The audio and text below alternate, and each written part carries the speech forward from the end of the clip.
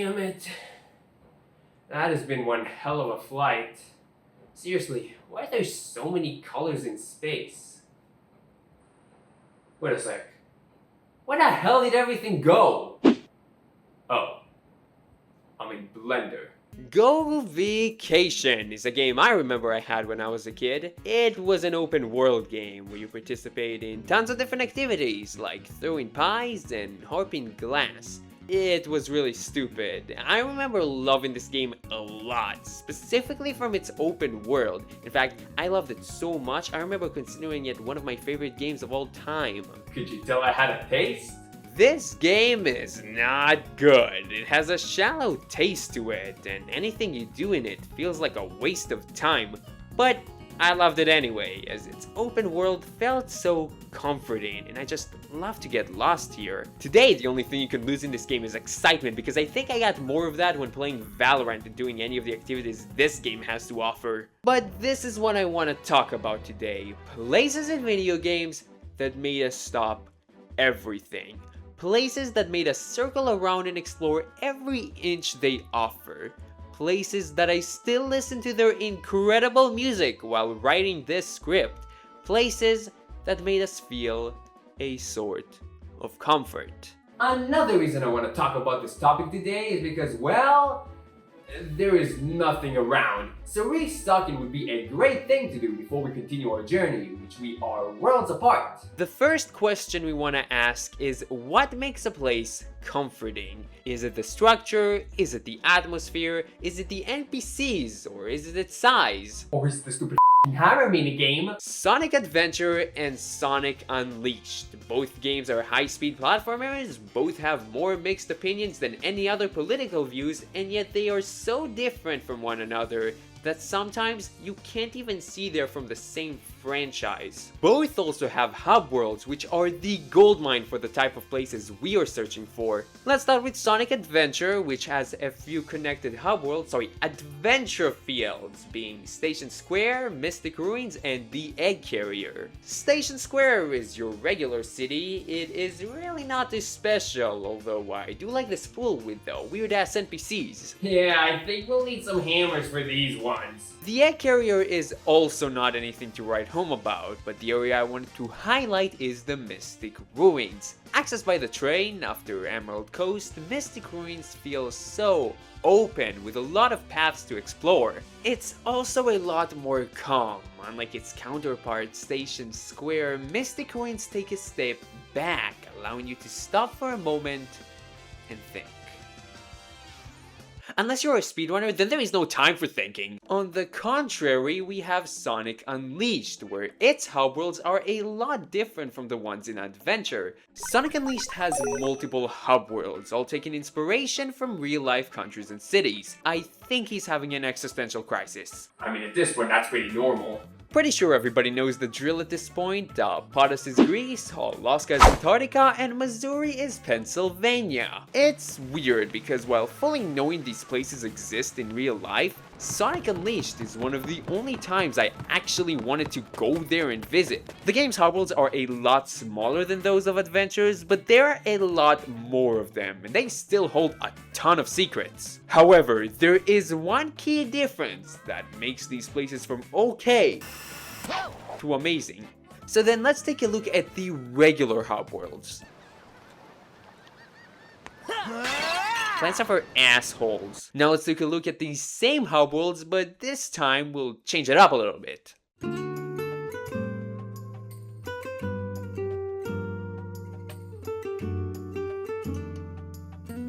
I think I am ascending. Music is the sole reason I am still alive today. Seriously, I think the only reason I was able to make this video was because I had something to listen to in the background. And video games are not different, and a common trope you're going to see throughout this video is that all of the places I'm going to mention have bangers playing in the background. Sonic Unleashed has, in my opinion, the best OST ever. I love how it blends different genres from different places to different times of day and different types of gameplay, and yet it is still able to make them feel home to the Sonic franchise. Okay, so the formula is pretty much entirely on the table at this point, right?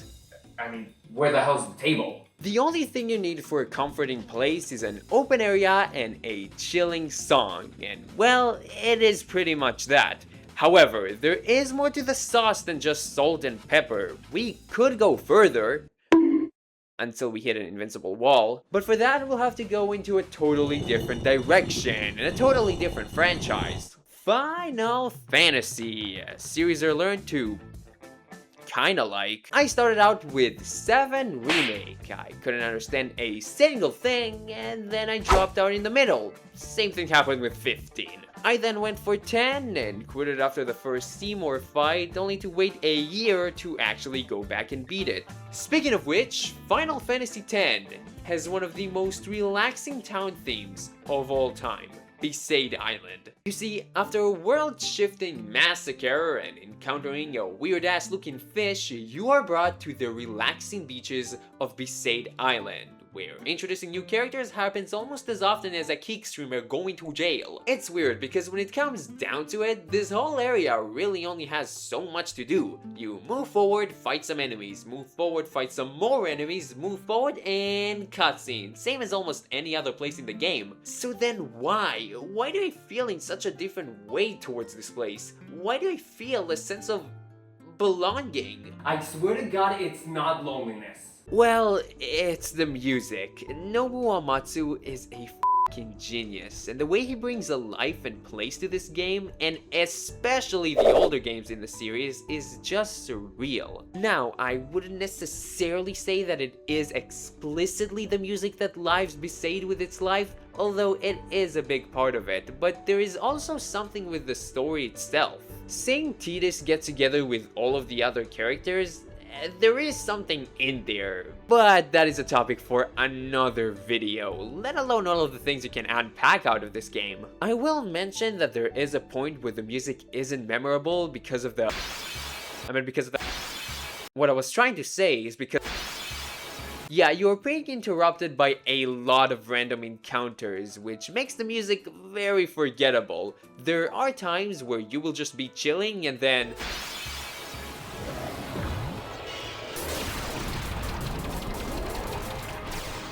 The problem with Besaid is that it is relatively quick, with it being the tutorial area of the game, and once you get out of there, there is no way back until the very late game, and even that is optional. Unlike Sonic Adventure or Unleashed, Besaid isn't a hub world, which of course makes it more forgettable. Finally, since this is an RPG, I didn't really have the motivation to go and explore, nor was I really able to. With Sonic Adventure, since the movement system is so good, it's a lot easier to go out of your path. Finding secrets is much better when your character is fun to control, while with FF10, there are barely any other pathways, and when there are, I'm still getting attacked by f***ing apathy. Besaid is a very beloved place in this franchise, and it is no surprise it gets a mention here. I just felt like it didn't do everything I wanted out of a place like this. So then how about a place the whole game takes in? And for that, we will need to turn into yet another genre.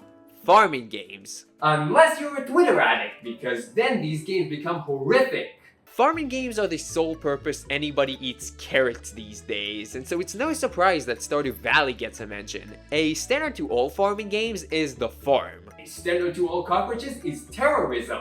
A large space in which you can plant, decorate, and grow whatever you like. Can you see the vision? And while Stardew Valley definitely lets you do all of that, its interest comes from literally anywhere else. Stardew Valley's map is absolutely incredible, and the way activities are spread out enriches the world's liveliness while still making them fun is ingenious. The town is a living place, with NPCs having their own activities and places. To get to nearly any activity, being mining in the cave, fishing in the ocean, or going to the museum and hoping that this time you'll actually get something good, never mind. Until a certain point, you almost always have to go through the town to get there, And it is not a shallow one either. Any place has a reason to exist. Whether you need to buy crops, get a certain item, do a quest, or just strengthen your bond with other NPCs. Until you try to give someone a gift, but oh no, it's too late, they've already gone to their room. Mind you, they didn't go to sleep or anything, but you can't open the damn door. This might be one of Stardew Valley's biggest strengths. It feels alive, like there are people who actually live here. That statement is true. If you're a normal person, which makes my life a whole lot more depressing. Let's talk about the music and how it interacts with the seasons beautifully. Unless it's raining, at the beginning of every day, a song will play to set the mood. That song depends on the season. Each season has a couple of songs that portray their season's respective feelings. Spring, for example, is majestic and super motivating as it green lights the game. Summer is super happy and exciting. It's like a party, even though you still have to grow crops. But then fall rolls around and it settles itself down hard, a lot more than the other two. It's mysterious and even a little sad. Winter is fucking depressing, but somehow, using the darkest, most cursed magic ever, the developer was able to make all of these songs catchy and fun to listen. It is nuts. I'm gonna mention one more song just for the hell of it. Ginger Island is opened up after you complete the community center and it holds one of my favorite songs in the game. This song captures the feeling of a vacation in the tropical island so well, and honestly, I think I went here one time just to listen to the music. So a sense of place and livelihood is super important. Besaid in FF10 felt like just another road to your destination, and while definitely a fun one, its NPCs felt static, waiting for the player to interact. Same with Sonic Unleashed. While you might say it has a great world building, it never felt alive. I'm not even gonna begin talking about Sonic Adventure. Stardew Valley is the only game out of these examples that manages to feel like the world doesn't exist because of the player. Rather, the player exists in this world. But do we really need all of that mumbo jumbo for just a nice, comforting place? Well, this is where the Hollow Knight series comes into place. Hollow Knight and Silksong are amazing Metroidvanias with beautiful art styles, great combat, and bosses that, unlike other Souls-like, don't make me question my dignity while still being challenging and fun to fight. Hollow Knight's and especially Silksong's towns have this kind of dark feeling I really like. They feel abysmally depressing, while still allowing for some hope to breathe through the window. Just look at Dirtmouth and Bone Bottom with their incredibly sad piano that plays in the background, and yet you feel weirdly at home.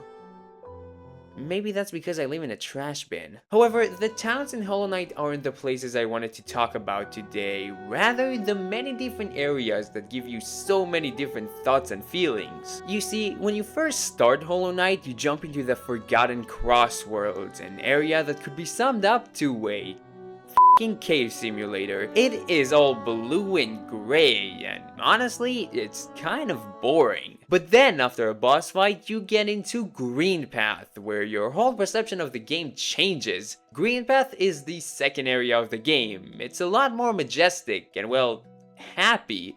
It stops being depressing and shows you that there could be something beautiful in a world where the primal aspids exist. Atmosphere is what these games do so great. One time it will be jumpy and cool and look at this, I'm bouncing on mushrooms, and another time it is horrific and disgusting. Green Path, City of Tears, and Fungal Waste are my favorite areas in this game. They all have their signature atmosphere while still blending together. Silksong is a little different when it comes to its structure. Instead of dropping you into a pit emptier than my soul after I look in the mirror, Silksong starts out in Moss Grotto. Pretty much its version of Green Path, except that it's a tutorial. Silksong is divided into 2 acts, and 1 extra if you do all of the side missions, which I'll be honest, they are not so great. Act 1 has your usual gameplay loop of finding new abilities and progressing through different areas, Act 2 is pretty much the same, except that it takes place in the Citadel of Song, making all of the areas it's hosting follow its theme. So basically, instead of having one area a dead grey field and another one being an industrialized forge, all of the areas in the Citadel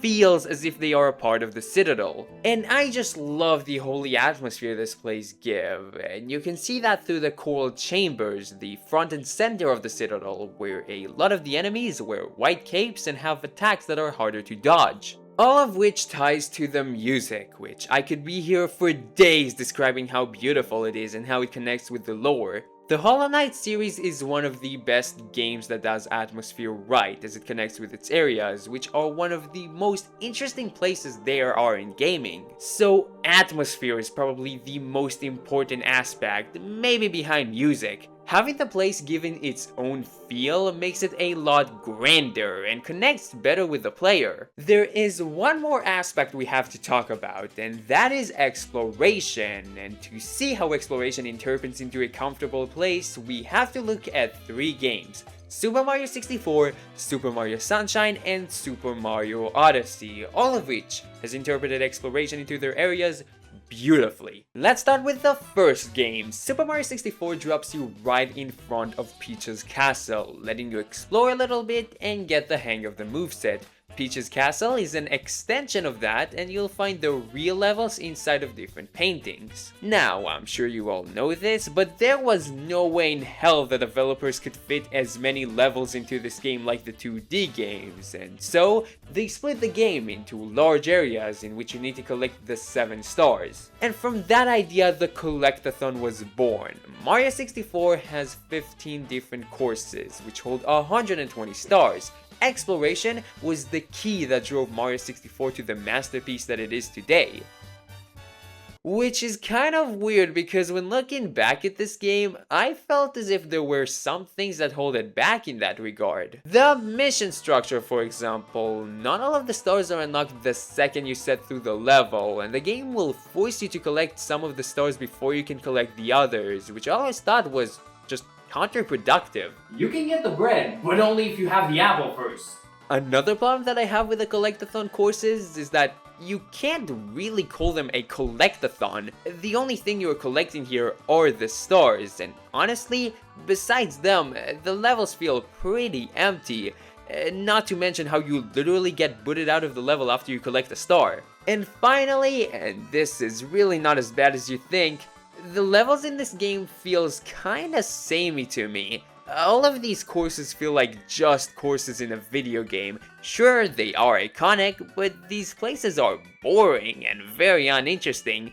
These places never felt like actual worlds. They feel like just some places in the middle of nowhere, and it especially doesn't help the game that it reuses textures and music. Man, that's kind of harsh for one of the most influential games of all time. Okay, all of these complaints really are just nitpicks. None of them devalue the game or make it less fun.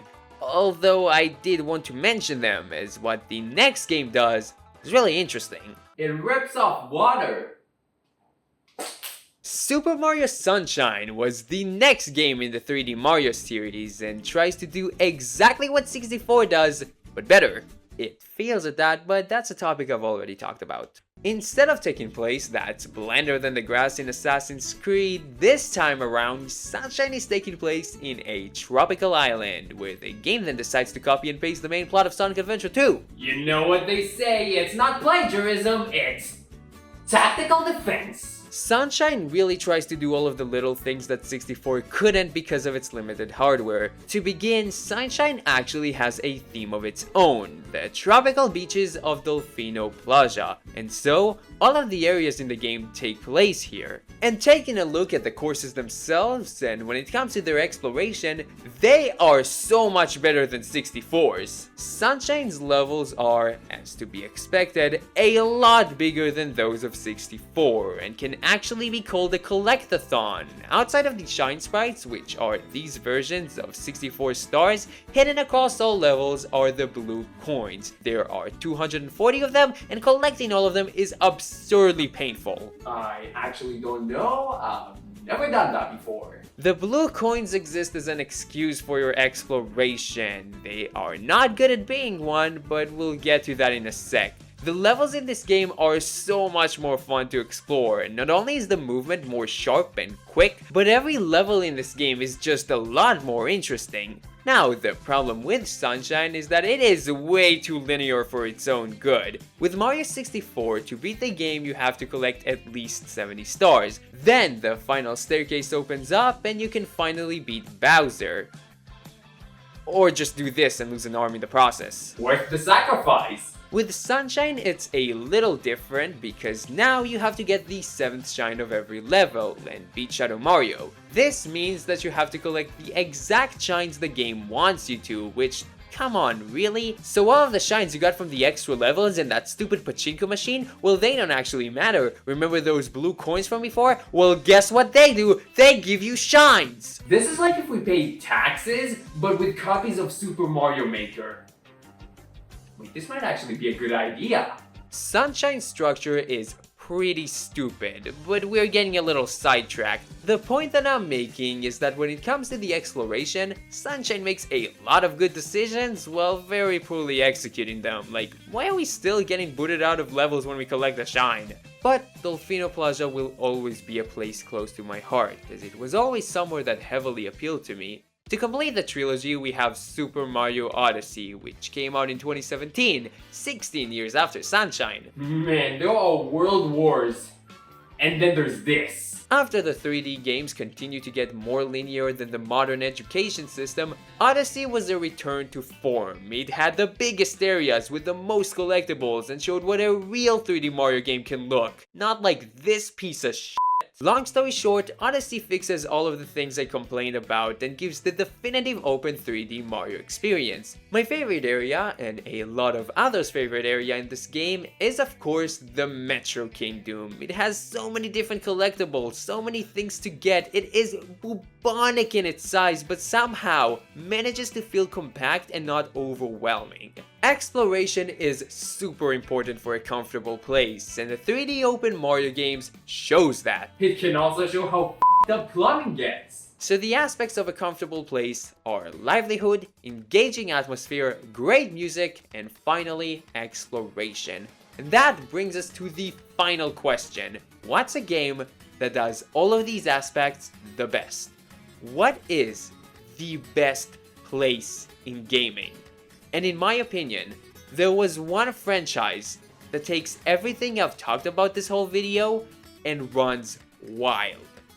I'm of course talking about my own f***ing home. The Legend of Zelda, one of Nintendo's core titles, and the one I think I needed the most walkthroughs to beat. The Zelda series holds my favorite places in all of gaming, especially the 3D games, being Ocarina of Time, Majora's Mask, Wind Waker, and Skyward Sword. I don't know about Twilight Princess, I've never touched that game. Places like Gerudo Valley, Dragon Roost Island, and Skyloft have an insane atmosphere, and holy their music is more memorable than my ability to read. Wait, I thought it said Waluigi. But of course, you can't talk about the Zelda series without mentioning two of my favorite games of all time. Breath of the Wild and Tears of the Kingdom. Now we are goddamn talking! These two games have my favorite places in all of gaming, and all of them I absolutely adore. We're talking Kakariko Village, Hateno Village, Luriland Village, Rito Village, Zora's Domain, Terrytown, Gerudo Town, all of which I would love to visit. Well, not Gerudo Town, these people are f***ing sexist. All of these places are alive. Each town has at least 5 side quests, and that doesn't even include stables or other regions. Some of these towns are super impressive with their structures as well. Kakariko Village and Hateno might be run-of-the-mill, but look at Terrytown having this playground for your Zonai devices, or how Luriland Village has this cozy tropical feeling, but Zora's Domain, holy hell! Its architecture is insane! I mean, have you seen this big fish? It has so many statues and curvy pathways, it's crazy! But really, it's the music that settles it for me, and to see why it's so important, we'll need to take a look at Rito Village. Some of the town songs in the game are actually remade from older titles, mainly being Zora's Domain. And Rito Village is no different, as it takes its songs from Dragon Roost Island from Wind Waker, and oh my god, I will never know how, but there is just something about walking in this village and taking in the scenery. This is something I never got anywhere else. I don't know, next time I'm gonna climb a big mountain, I'm gonna put this on, it's gonna be freaking awesome. So yeah, Rito Village is my most comforting place. But this is an option I picked out of many, and I would really love to know what other places others feel that same sense of comfort. Alright, so I packed a few things to go. Let's see, we got scissors, a broken Joy-Con, and an anxiety. And with that, I think we're ready to go back to traveling. Wait, I don't live in a trash bin!